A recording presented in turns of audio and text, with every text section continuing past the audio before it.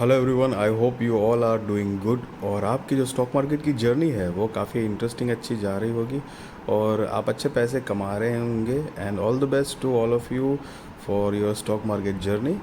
और यहाँ पर चाथा फूड्स लिमिटेड का आईपीओ आने वाला है, तो चलिए आईपीओ डिटेल्स देखते हैं। तो कि आईपीओ डेट जो है वो 19 मार्च 2024 से लेकर 21 मार्च 2024 तक है। फेस वैल्यू 10 रुपये पर शेयर। प्राइस बैंड जो है वो 53 रुपये से लेकर 56 रुपये पर शेयर है। लॉट साइज़ जो है वो 2000 शेयर्स का है। टोटल इशू साइज़ 59,62,000 शेयर्स, करीब 34 करोड़ रुपए कंपनी जुटाने वाली है इस टोटल इशू साइज से। और गाइस सारे के सारे फ्रेश इश्यूज़ है, एक भी शेयर ऑफर फॉर सेल मतलब ओएफएस के ज़रिए नहीं आने वाला है। और जिसका बेसिस ऑफ अलॉटमेंट जो है वो 26 मार्च 2024 को होगा। सो इन केस इस आईपीओ में अगर आप अप्लाई करते हो और आपका आईपीओ नहीं लगता है तो रिफ़ंड की इन्फॉर्मेशन आपको 27 मार्च 2024 को मिलेगी। और अगर आपका आईपीओ लग जाता है तो भी आप शेयर्स जो है वो आपके डीमैट अकाउंट में क्रेडिट होंगे, वो भी सेम डेट है 27 मार्च 2024। लिस्टिंग डेट जो है वो भी 27 मार्च 2024 है। Cut off time for UPI mandate confirmation शाम को 5 बजे 21 मार्च 2024 है। I am really sorry guys, ये जो ब्लैक कलर का ग्लिच आ रहा है प्लीज़ एडजस्ट विथ दैट, थोड़ा सा एडजस्ट कर लेना।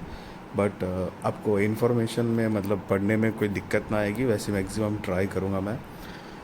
Issue type book built issue IPO है। लिस्टिंग जो है वो बीएसई एसएमई पे होने वाला है। सो गाइज ये एक स्मॉल एंड मीडियम एंटरप्राइजेस का आईपीओ है, मेन बोर्ड आईपीओ नहीं है। सो इन केस अगर आपको आइडिया नहीं है कि मेन बोर्ड आईपीओ और एसएमई आईपीओ में क्या फ़र्क होता है तो मैंने डिस्क्रिप्शन में एक वीडियो की लिंक दी है, व्हाट इज़ एसएमई आईपीओ। अगर आप चाहो तो जाकर देख सकते हो। ब्रीफ इन्फॉर्मेशन है मेन बोर्ड आईपीओ और एसएमई आईपीओ में क्या फ़र्क होता है, फ़ायदा नुकसान क्या है। Share holding pre issue 1,65,34,879। Share holding post issue 2,24,96,879 है गाइज। और मार्केट मेकर पोर्शन जो है वो 3 लाख शेयर्स है। अलाकृति सिक्योरिटीज़ के बिहाफ पे रखे गए हैं, जो कि ये पर्टिकुलर आईपीओ के लिए मार्केट मेकर पोर्शन बने हुए हैं। अब रिटेल कैटेगरी में मिनिमम हो या मैक्सिमम हो एक ही लॉट के लिए अप्लाई करना है, जिसमें 2000 शेयर्स आ जाएंगे और 1,12,000 रुपये आपको देने हैं। और एचएनआई में मिनिमम 2 लॉट के लिए अप्लाई करना है, 4000 शेयर्स आएंगे, 2,24,000 रुपये आपको देने हैं। और रिजर्वेशन जो है वो QIB shares offered not more than 50% of the net issue, retail shares offered not less than 35% of the net issue, NII HNI shares offered not less than 15% of the net 15% of the issue है guys, not less than 15% of the issue, yes। Promoters की बात करेंगे तो Paramjit Singh Chatha, Gurpreet Chatha, Gurcharan Singh Ghosal and Anmol Deep Singh are the company promoters, जिनकी share holding pre issue जो है वो 81.36% है। और शेयर होल्डिंग पोस्ट इशू यहाँ पर गाइज नहीं दी गई है। अब यहाँ पर सबसे पहली बात ये है, सॉरी इम्पोर्टेंट थोड़ी बात है कि ये आईपीओ में एंकर इन्वेस्टर जो है वो इन्वॉल्व है। सो मैं आपको बताना चाहूँगा कि एंकर इन्वेस्टर आई मीन बड़ा माल खरीदते हैं और एक पॉजिटिव माना जाता है। ऊपर से मतलब एक कह सकते हैं ऐसा कि ग्रे मार्केट प्रीमियम जो है वो बढ़ने के चांसेस होते हैं, बिकॉज एंकर इन्वेस्टर्स बड़ा माल उठाते हैं। हालांकि मैं फिर भी मैं आपको बताऊंगा कि कभी भी एंकर इन्वेस्टर मतलब आईपीओ हो या आई मीन कोई भी नॉर्मल स्टॉक के अंदर आप इन्वेस्टमेंट करना चाहे, कभी भी कोई बड़े इंस्टीट्यूशंस है या बड़ा इन्वेस्टर कोई है या एंकर इन्वेस्टर है, ऐसे कोई भी ऐसे बड़े लोग जब इन्वेस्टमेंट के मतलब इन्वेस्टमेंट करते हैं तो ब्लाइंडली एकदम हमें कभी भी ऐसे उसको कॉपी नहीं करना चाहिए। ये मेरा personal point of view opinion बता रहा हूँ गाइज, बिकॉज उनकी जो स्ट्रेटजीज़ होती है, उनकी रिसर्च टीम होती है, उनकी रिस्क कैपेसिटी जो होती है, लॉस की मतलब जो कैपेसिटी होती है वो बहुत अलग होती है गाइस। मतलब वो बहुत आई मीन उनको शायद समझ लो कि करोड़ रुपया नुकसान हुआ अगर, तो खैर लॉस तो लॉस ही है, बट शायद वो अलग तरीके से मैनेज कर ले। लेकिन हमारे लिए आप समझ सकते हो 1 करोड़ रुपए की वैल्यू कितनी बड़ी होती है। सो आप अपने हिसाब से ही करिएगा। हाँ बट ये बात ज़रूर है कि माहौल जो है वो पॉजिटिव ज़रूर कहलाता है, मतलब एक एडवांटेजेस टाइप का हो जाता है। बीडी डेट जो है वो एंकर इन्वेस्टर की वो 18 मार्च 2024 है। शेयर्स जो ऑफर किए गए हैं वो 16,98,000 है। टोटल एंकर पोर्शन साइज़ जो है वो 9 करोड़ 51 लाख रुपए के आसपास है। Anchor lock in period end date for 50% shares 30 days, उसकी डेट जो है वो 25 अप्रैल 2024 है। Anchor lock in period end date for remaining shares 90 days, उसकी लॉक इन पीरियड जो है वो 24 जून 2024 है गाइस। सो बेसिकली यहाँ पर ये जो एंकर इन्वेस्टर जब बड़ा पैसा रोकते हैं तो एक कुछ टर्म्स एंड कंडीशंस होती है कि जैसे कि माल खरीदने के बाद जो है वो 30 दिन तक का वो कोई भी माल बेच नहीं सकते हैं। 30 दिन बाद अगर बेचना चाहते हैं तो 50% ऑफ द शेयर बेच सकते हैं और रिमेनिंग 50% जो है वो 90 दिन के बाद वो चाहे तो बेच सकते हैं। तो ये कुछ टर्म्स एंड कंडीशंस होती है। हालांकि अगर आपको आइडिया नहीं है हु इज़ एंकर इन्वेस्टर तो मैंने एक डिस्क्रिप्शन में वीडियो की लिंक दी है, ब्रीफ इन्फॉर्मेशन है, अगर आप चाहो तो जाकर देख सकते हो गाइस। अब कंपनी के बिजनेस के बारे में अगर ब्रीफ आइडिया ले तो 1997 से इनकॉर्पोरेटेड है। Chatha foods limited is a frozen food processor. The company offers frozen food product to top QSRs, quick serving restaurants, CDR जिसको कहते हैं casual dining restaurants and other players in the HORECA hotel restaurant catering segment. Chata Foods product portfolio includes chicken appetizers, meat patties, chicken sausages, sliced meat, toppings and filters and more. The company produces more than 70 meat products. The company sells product under the brand Chata Foods and distributes through the network of 29 distributors covering 32 cities across India and catering to the needs of 126 mid segment and standalone small QSR brands. Chata Foods Limited has a manufacturing facility जो है वो Mohali with मतलब district Mohali में है with a production capacity of approximately 7,839 metric ton for all the frozen food products.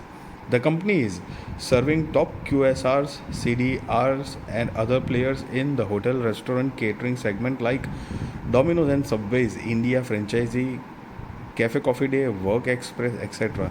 तो company के clients जो है वो मतलब एक डिसेंट लेवल के है और हालांकि डोमिनोज़ और सबवेज जो है वो आपने सुना ही होगा, मतलब बहुत पॉपुलर ब्रांड है. सो एक तरीके से अगर कंटिन्यूटी में हर जगह उनका बिजनेस है ये दो चेन के साथ तो भी काफ़ी अच्छी बात है यहाँ पर. Nasion undiscovered value fund invested in the company in 2023 and holds a 10% stake. The company has 284 employees in fiscal year 2023. तो ये कंपनी के बिजनेस के बारे में कुछ ब्रीफ आइडिया था. अब कंपनी बेसिकली प्रॉफिट क्या जनरेट कर रही है ईयर ऑन ईयर बेसिस पे, तो यहाँ पर जो है वो 31 मार्च 2021, 22, 23 और 30 सितंबर 2023 के फाइनेंशियल्स दिए हैं गाइस. ये सारे फिगर्स जो है वो इन लैक्स में है, मैं आपको करोड़ में कन्वर्ट करके बताने वाला हूँ. और रिसेंट वाले जो फाइनेंशियल्स है वो हम नहीं देखेंगे, हम ईयर ऑन ईयर बेसिस के जो फाइनेंशियल्स है वो कंपेयर करेंगे. तो कि चलिए मार्च 2021 के हिसाब से कंपनी की जो टोटल असेट है वो 43 करोड़ 30 लाख रुपए के आसपास थी, जो मार्च 2023 में बढ़कर 51 करोड़ 41 लाख रुपए के आसपास हुई है. रेवेन्यू की बात करेंगे तो 61 करोड़ 19 लाख रुपए से बढ़कर 117 करोड़ 24 लाख रुपए हुई है. प्रॉफिट आफ्टर टैक्स -4 करोड़, मतलब कंपनी लॉस में थी जो कि प्रॉफिट में आई है, जो कि 2 करोड़ 45 लाख रुपए के आसपास है, जो कि 2023 में नोट किया गया है. नेटवर्थ जो है वो 18 करोड़ 62 लाख रुपए से बढ़कर 21 करोड़ 75 लाख रुपए हुई है, मतलब उसके आसपास. Reserves and surplus 6 crore 22 lakh रुपए से बढ़कर 9 करोड़ 35 लाख रुपए के आसपास हुई है. और टोटल बोरोइंग्स जो है वो 10 करोड़ 65 लाख रुपए से कम हुई है, 10 करोड़ 60 लाख रुपए के आसपास हुई है. और यहाँ पर आप नीचे देख सकते हैं amount in lakhs. So guys यहाँ पर मैं आपको चीज़ें नोट कराना चाहूँगा कि पहले तो कंपनी के पास जो क्लाइंटल बेस है वो एक थोड़ा स्टैंडर्ड और अच्छे क्लाइंटल बेस तो है.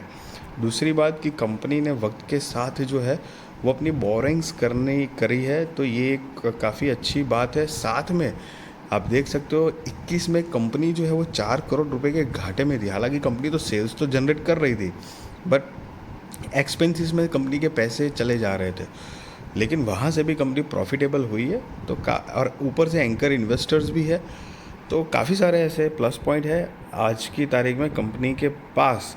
तो भले ही एसएमई है हाँ, बट थोड़ी स्ट्रॉन्ग बात ज़रूर कहलाई जाएगी। हालांकि सी गाइस, मैं आपको ये नहीं बता रहा हूँ कि आप आईपीओ में अप्लाई करो मतलब या ना करो, वो आप अपने रिस्क रिसर्च फाइनेंशियल एडवाइज़र को पूछ कर करना। बट यस गाइस, थोड़ी पोटेंशियल जहाँ जहाँ पर जो भी ऑनेस्टली आपको विजुअली दिखता है पढ़ते पढ़ते या डेटा रीड करते करते, वो आपको उस हिसाब से लेना चाहिए।